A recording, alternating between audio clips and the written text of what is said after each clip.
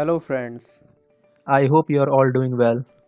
आज हम सीखने जा रहे हैं एक्सेल का एक लॉजिकल फंक्शन जिसका नाम है इफ फंक्शन। हमने प्रीवियस वीडियो में जो मार्कशीट वाला क्वेश्चन डिस्कस किया था, हम उसी पर इस फंक्शन को अप्लाई करेंगे और उस क्वेश्चन को चार चांद लगाने की कोशिश करेंगे। अगर आपने मेरा पहले वाला वीडियो नहीं देखा है तो प्लीज़ पहले उसे देखिए, नहीं तो ये वीडियो आपको बिल्कुल भी समझ नहीं आएगी। उस वीडियो का लिंक मैं डिस्क्रिप्शन में प्रोवाइड कर दूंगा, आप चाहें तो वहाँ से देख सकते हैं। तो चलिए आज का वीडियो शुरू करते हैं। तो हमें अब यहाँ पर रिजल्ट फाइंड आउट करना है। हमारा क्राइटेरिया है अगर सभी सब्जेक्ट्स में 35 से ज़्यादा मार्क्स हो तो पास, अदरवाइज फेल। अब हम इसको समझने के लिए पहले इफ़ फंक्शन के सिंटैक्स को समझ लेते हैं। इक्वल्स टू इफ़, यहाँ पर देखिए लिखा है checks whether a condition is met and returns one value if true and another value if false. Means पहले हमें कंडीशन पास करनी होगी जिसे हमें ट्रू कराना है, और अगर वो कंडीशन ट्रू है तो जो हम चाहते हैं वो लिखा आए, और अगर फॉल्स है तो भी जो हम चाहते हैं वो ही लिखा आए। इसको हम अप्लाई करके समझते हैं। जैसे मैंने यहाँ पर 36 लिखा, यहाँ पे हम इफ़ फंक्शन लगाते हैं और ये यहाँ पे लॉजिकल टेस्ट पूछ रहा है।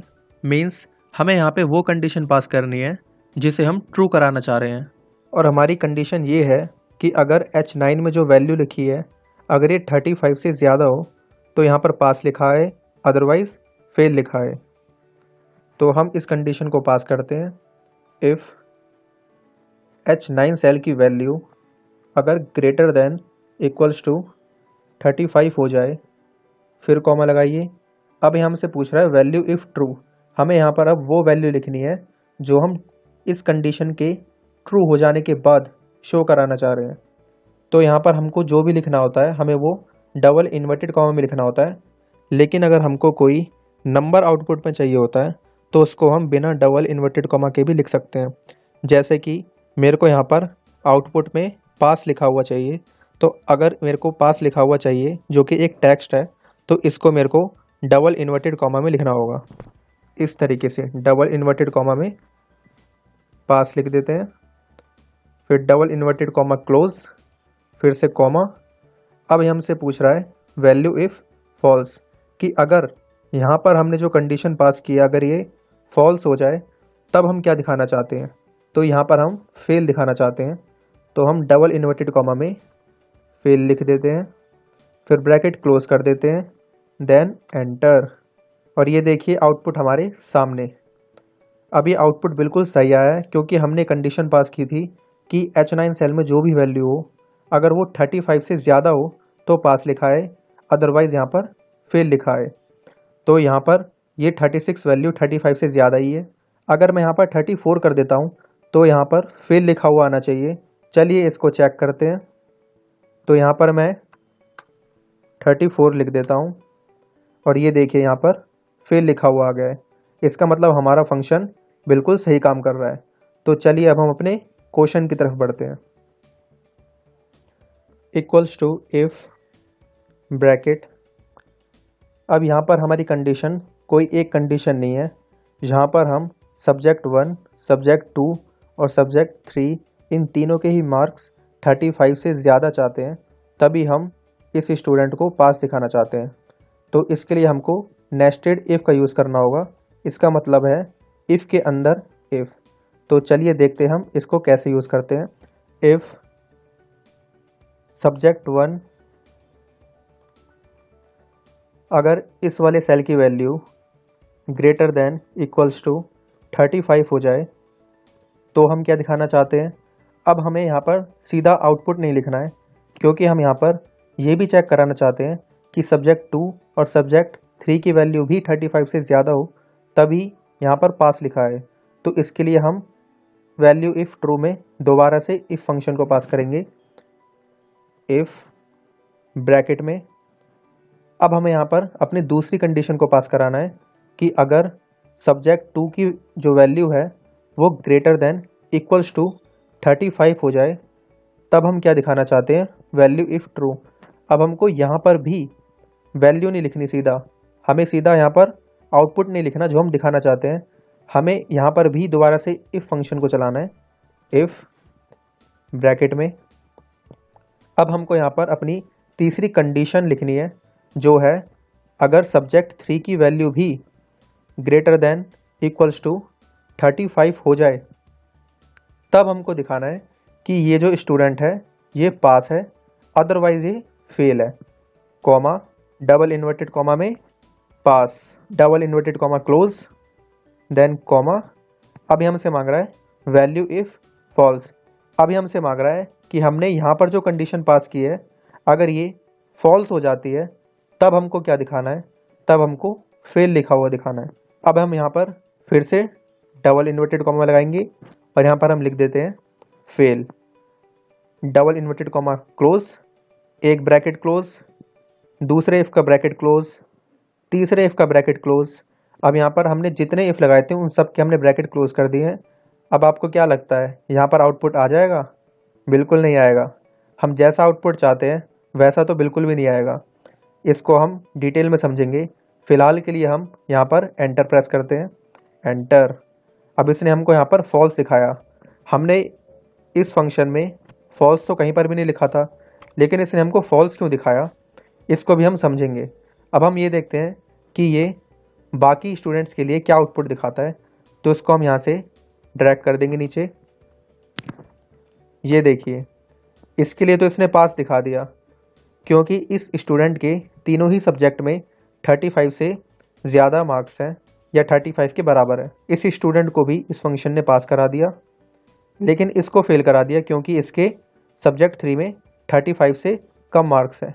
लेकिन यहाँ पर ये फॉल्स और फॉल्स क्यों लिखा रहा है, इसको हम समझते हैं। इसको समझने के लिए हम यहाँ पर ऑल्ट एम और वी प्रेस करेंगे, जिससे फार्मूला इवैल्यूएशन का फीचर ओपन हो जाएगा। अब यहाँ से हम इस फार्मूला को इवैल्यूएट करके देखेंगे कि ये फंक्शन इंटरनली कैसे वर्क करा और इसने हमको कैसे फॉल्स आउटपुट दिया। यहाँ पर देखिए C2 के नीचे अंडरलाइन है, इसका मतलब ये सबसे पहले C2 को इवैल्यूएट करेगा। हम इवैल्यूएट पे क्लिक करते हैं और ये देखिए यहाँ पर C2 की जगह पर 34 हो गया। जैसा कि हम यहाँ पर भी देख सकते हैं C2 सेल में 34 वैल्यू थी। अब यहाँ पर 34 ग्रेटर देन इक्वल्स टू 35 के नीचे अंडरलाइन है, इसका मतलब ये अब हमारी कंडीशन को चेक करेगा। हम यहाँ पर इवैल्यूएट पे क्लिक करते हैं। ये देखिए हमारी कंडीशन मैच नहीं हुई, मतलब कि 34 वैल्यू 35 से ज़्यादा नहीं है, तो इसलिए इसने यहाँ पर फॉल्स दिखा दिया। अब हमने वैल्यू इफ़ फॉल्स में इस वाले इफ़ के लिए तो कुछ हमने पास किया ही नहीं था, तो इसलिए इसने हमको फॉल्स ही आउटपुट लाकर दे दिया। तो इसको कैसे सही करना है, चलिए हम अपने क्वेश्चन में देखते हैं और इस फॉर्मूला को दोबारा से एडिट करते हैं। तो इस फॉर्मूला को एडिट करने के लिए या तो आप इस वाली सेल पर डबल क्लिक कीजिए या फिर आप F2 की भी प्रेस कर सकते हैं। दोनों ही तरीके से आप फॉर्मूला को एडिट कर सकते हैं। तो यहाँ पर मैंने F2 की प्रेस की। अब देखते हैं यहाँ पर क्या होता है। यहाँ पर हमने जो कंडीशन पास की थी वो तो हमारी ठीक है, लेकिन हमने इस वाले इफ़ के लिए कोई वैल्यू इफ़ फॉल्स में कुछ भी नहीं लिखा था, तो अब हमको वो लिखना पड़ेगा। तो इस वाले इफ़ के लिए जो वैल्यू ट्रू होने पे हमें आउटपुट चाहिए था वो हमें यहाँ से लेकर यहाँ तक चाहिए था, लेकिन ये कंडीशन तो हमारी यहीं पर ही फॉल्स हो गई। तो इसके लिए हमें वैल्यू इफ़ फॉल्स में भी कुछ लिखना पड़ेगा। तो इस वाले इफ़ के लिए वैल्यू इफ़ फॉल्स के लिए हम यहाँ पर लिखेंगे इस वाले ब्रैकेट से पहले, क्योंकि ये जो लास्ट ब्रैकेट है ये इस वाले इफ़ का क्लोज हुआ है। तो हमें इस वाले इफ़ के लिए जो हमें वैल्यू इफ़ फॉल्स लिखनी है वो हमें यहीं पे लिखनी पड़ेगी। तो यहाँ पर हम कॉमा लगाते हैं और यहाँ पर डबल इन्वर्टेड कॉमा में हमें फेल लिखना होगा इस तरीके से। अब हमने इस इफ़ के लिए तो यहाँ पर फॉल्स लिख दिया, लेकिन हमारा काम अभी भी ख़त्म नहीं हुआ। हमने इस इफ़ के लिए तो वैल्यू इफ़ फॉल्स में फेल लिख दिया, लेकिन अभी सेकंड वाला इफ़ बाकी है।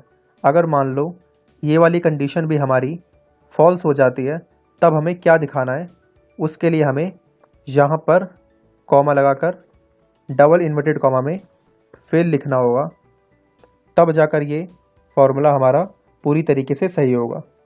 अब हमारा ये फार्मूला पूरी तरीके से सही हो चुका है। अब हम यहाँ पर एंटर प्रेस कर सकते हैं और हमारा आउटपुट बिल्कुल सही आएगा। तो हम यहाँ पर एंटर प्रेस करते हैं और ये देखिए जो यहाँ पर पहले फॉल्स लिखा रहा था अब वो फेल हो चुका है।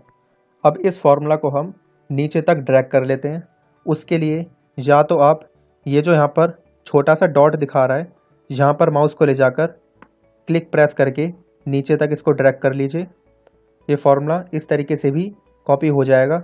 और अगर आपको कीबोर्ड से करना है तो उसके लिए इस सेल पर अपना कर्सर रखिए, शिफ्ट और डाउन एरो से जहाँ तक आपको इस फॉर्मूला को कॉपी करना है वहाँ तक सिलेक्ट कीजिए और कंट्रोल प्लस डी प्रेस कीजिए। ये देखिए इस तरीके से फॉर्मूला सब जगह कॉपी हो चुका है। अब हम इसको इवैल्यूएट करके देखते हैं। यहाँ पर हम ऑल्ट एम वी प्रेस करेंगे। हम फिर से इवैल्यूएशन की विंडो पे आ चुके हैं। अब यहाँ पर हम इसको इवैल्यूएट करते हैं। इवैल्यूएट पे क्लिक कीजिए। ये देखिए यहाँ पर 34 हो गया। अब यहाँ पर कंडीशन को मैच करेगा, लेकिन वो कंडीशन मैच नहीं हुई, यहाँ पर फॉल्स आ गया। इसका मतलब अब ये हमको वैल्यू इफ़ फॉल्स में हमने ये वाला जो इफ़ लिखा था ये हमको आउटपुट में ये ला कर देगा। हम फिर से इवैल्यूएट करते हैं। ये देखिए इसने हमको इस तरीके से फेल ला कर दिया। अब मैं आपको दूसरा वाला फेल भी इवैल्यूएट करके दिखाता हूँ। यहाँ पर कर्सर रखिए, ऑल्ट एम वी प्रेस कीजिए। अब ये देखिए यहाँ पर फेल क्यों हुआ है। इसने पहले तो C5 सेल में जो वैल्यू है उसको इवैल्यूएट किया, यहाँ पर फिर कंडीशन मैच की। ये देखिए यहाँ पर ट्रू आ चुका है। इसका मतलब अब ये हमारा फॉर्मूला ट्रू हो जाने के बाद हमारे सेकंड वाले इफ़ की कंडीशन को चेक करेगा। यहाँ पर हम इवैल्यूएट पे क्लिक करते हैं। ये देखिए D5 की जगह पे उसने 36 लिख दिया। अब यहाँ पर 36 ग्रेटर देन इक्वल्स टू 35 है या नहीं इसको चेक करेगा। हम फिर से यहाँ पर इवैल्यूएट पे क्लिक करते हैं। ये देखिए यहाँ पर भी ट्रू हो गया। इसका मतलब अब ये वाला जो यहाँ पर ट्रू हुआ है अब ये यहाँ पर वैल्यू इफ़ ट्रू की ये वाली कंडीशन को चेक करेगा। अगर ये भी ट्रू हो जाता है तो हमें पास दिखा देगा, अदरवाइज़ ये वाला फेल दिखा देगा। ये जो यहाँ पर फेल है ये वाला फेल। तो यहाँ पर हम फिर से इवैल्यूएट करते हैं। ये देखिए यहाँ पर 32 हो गया जो कि 35 से ज़्यादा नहीं है। इसका मतलब यहाँ पे ये फॉर्मूला फॉल्स हुआ है। फिर से इवैल्यूएट करते हैं। ये देखिए यहाँ पर फॉल्स हो चुका है। इसका मतलब हमें जो आउटपुट में ये जो फेल लिखाया है, ये जो हमने थर्ड वाले इफ़ के साथ फेल लिखा था, ये आउटपुट में वो वाला फेल है।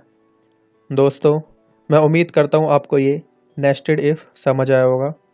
नेक्स्ट वीडियो में मैं इफ़ फंक्शन के साथ एंड और फंक्शन को यूज़ करके दिखाऊंगा और हम देखेंगे कि हम इफ़ फंक्शन को और कितने बेहतरीन तरीके से यूज़ कर सकते हैं। मिलता हूँ आपसे एक ऐसे ही इंटरेस्टिंग वीडियो में। तब तक के लिए टेक केयर, बाय बाय।